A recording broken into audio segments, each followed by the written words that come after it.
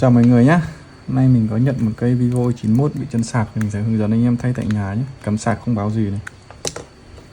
Để thay được con này thì anh em sẽ tháo cái khay sim này ra nhé. Nó mộc nó ra. Quá trình thay thì mình nghĩ là nó nhanh thôi. Anh em cứ đặt cả cụm nó về mà thay cho nó nhanh. Thích hợp với anh em tại nhà, của anh em cửa hàng là thợ thì thay chân cho nó tiết kiệm.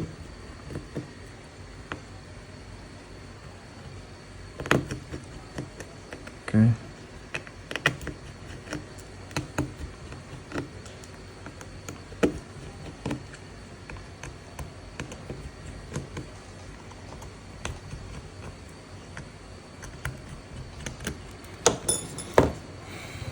Ok, sau khi thay xong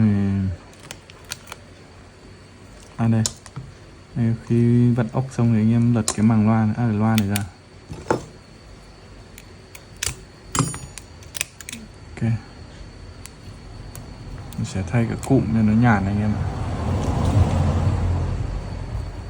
Cụm con này thì nó dùng chung với cái i11 đấy. Đây anh em, đây cái cú nó đây.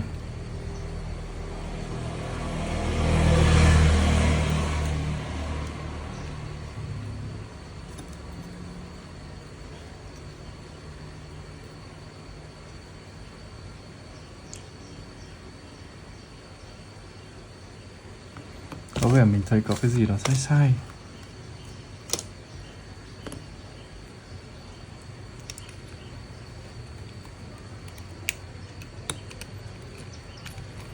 Không vừa anh ạ.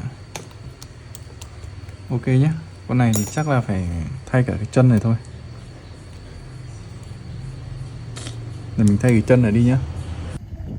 Quá trình thay chân sạc thì mình sẽ thay bằng đa phần là mỏ hàn là nhiều anh em nhé.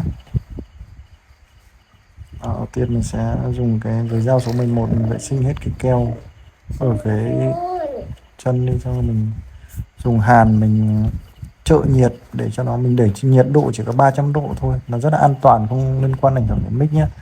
Xong mình lấy dây hút thiếc loại xịn mình hút đi, xong mình lấy tăm bông mình lau đi nhé, lau sạch sẽ đi, xong rồi dùng lấy dao số 11 mình vệ sinh keo đi thôi.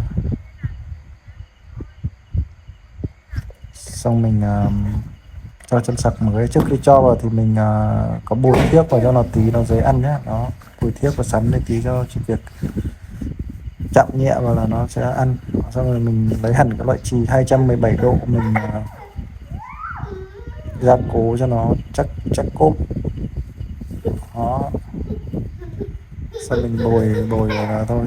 Đó, phát một ăn ngay. Đó, vệ sinh sạch sẽ đi, xong rồi háp vào bên là test thôi. Ôi, sạch đẹp rồi. Ok, sau khi thay chân sạc xong thì mình háp vào để test xem là nó đã vào pin đấy nhé. Anh em nhớ cho cái này vào, khoan chống bụi này vào cho nó đủ bộ, không thế lúc mình lấy của khách mình lại không trả của khách.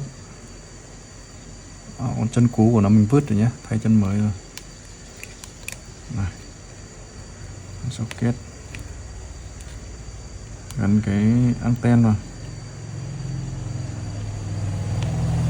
Ok, xong.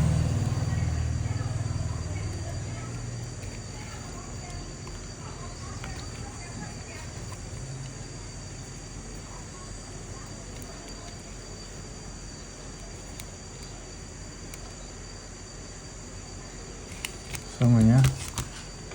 Xong rồi anh em gắn cái loa này vào, loa ngoài anh em ạ.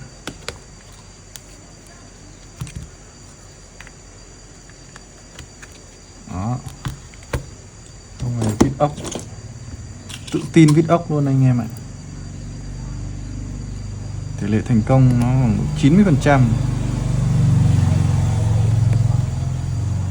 Ok rồi, bây giờ ghim sạc thử xem nó vào pin chưa. Pin con này như này, tí về cái dán lại cho khách. Pin như này, dán lại luôn anh em ạ. Không có một tí keo nào. Không hiểu cái máy này trải qua những cái gì nữa.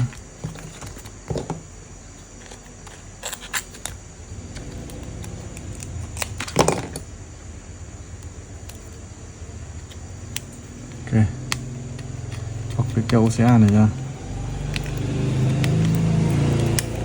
Thử trước người ta làm ẩu quá.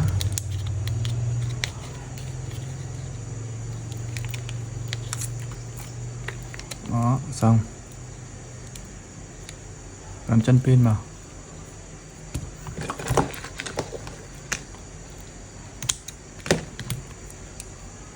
Xem lên nguồn chưa. Gắn cả nẹp màn nào.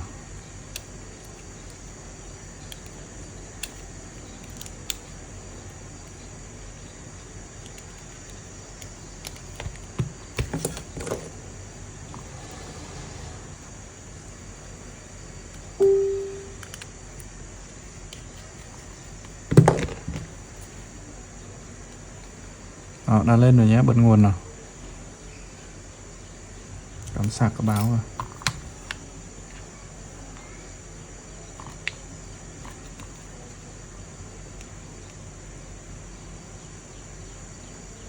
Đó, lên rồi nhé.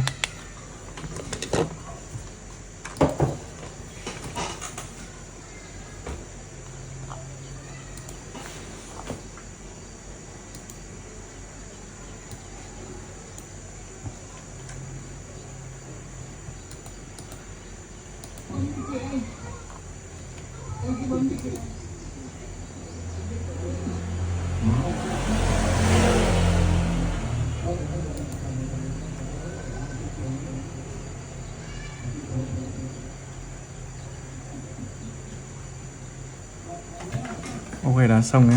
Đã ok rồi. Ok, giờ thắp hết ốc vào và ấy rồi thôi.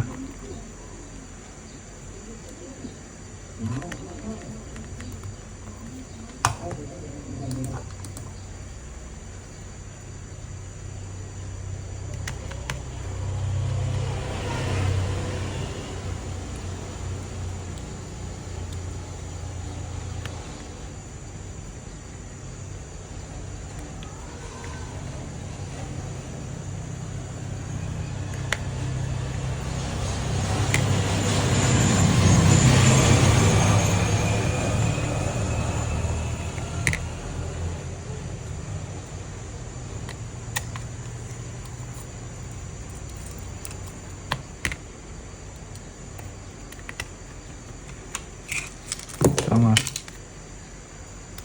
Giờ lắp cái nắp lưng này vào nữa là xong.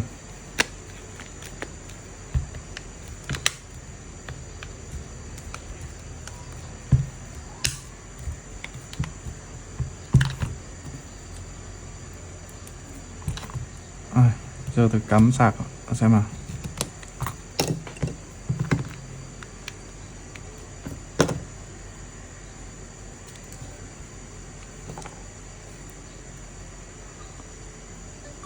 Đã vào anh em nhé. Này. Ok, vậy là xong rồi đấy. Hẹn anh em clip sau hay các nhé. Bye anh em.